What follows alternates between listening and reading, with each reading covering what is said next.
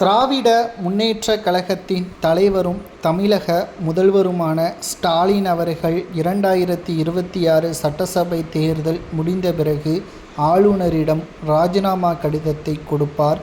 அவரது பதவியும் அதிகாரங்களும் முழுமையாக பறிபோகும், எதிர்க்கட்சி அந்தஸ்தும் அவருக்கு பறிபோகும் என்பதை தற்பொழுது விஜய் அவர்கள் மூலமாக நம்மால் தெரியப்பட உள்ளது.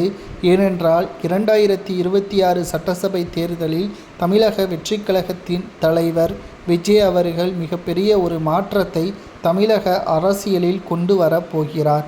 இதுவரைக்கும் தமிழகத்தில் கூட்டணி என்பது இரண்டே கட்சியாகத்தான் இருந்தது தலைமை ஏற்று.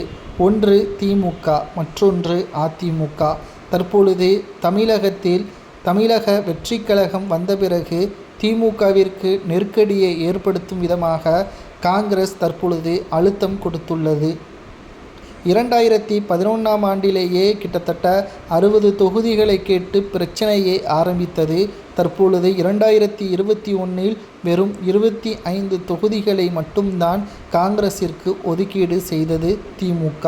இந்த முறை 10 முதல் 15 தொகுதிகள் தான் கொடுப்பதாக திமுக பேச்சுவார்த்தையும் நடத்தி வருகிறது.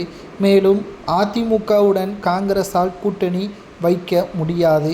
இதற்கு மிக முக்கியமான காரணம் அதிமுகவுடன் பாஜக கூட்டணியில் இருப்பதுதான். தற்பொழுது திமுகவுடன் நெருக்கடியில் இருக்கக்கூடிய காரணத்தினால் தற்பொழுது தமிழக அரசியலில் புதிதாக மாற்றம் வந்தால்தான் காங்கிரசிற்கு செல்வாக்கு என்பதை புரிந்து கொண்ட நேரமும் அவருக்கு வந்துவிட்டது. ஏனென்றால் தமிழக வெற்றிக் கழகம் அழைப்பிதழ் கொடுக்கக்கூடிய வகையில் ஆட்சியிலும் அதிகாரத்திலும் பங்கு காங்கிரஸ் கூட்டணிக்கு வந்தால் கிட்டத்தட்ட 65 முதல் 85 தொகுதிகள் வரை கொடுப்பதற்கு தாவேகா முன்வந்துள்ளது. காங்கிரஸ் கட்சியின் மிக முக்கியமான தலைவர்களில் ஒருவராக இருக்கக்கூடிய ராகுல் காந்தி அவர்களும் விஜய் அவர்களை தொடர்பு கொண்டு கரூர் சம்பவத்தை பற்றியும் பேசியுள்ளார். இதனால் 2026 சட்டசபை தேர்தலில் நிச்சயமாக மிகப்பெரிய அளவிலான மாற்றங்கள் காங்கிரஸ் தாவேகாவுடன் கூட்டணி வைக்கும் பட்சத்தில் திமுகவிற்கு மிகப்பெரிய ஒரு சிக்கலையும் தோல்வியையும் உறுதி செய்யும்.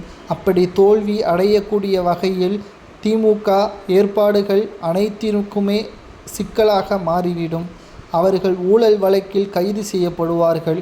ராஜினாமா செய்ததுடன் திமுகவின் சில முக்கியமான அமைச்சர்கள் சிறைக்கும் செல்வார்கள்.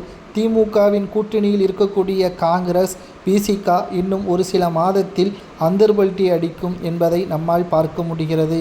மேலும் ஸ்டாலின் ராஜினாமா செய்வதை விஜய் அவர்கள்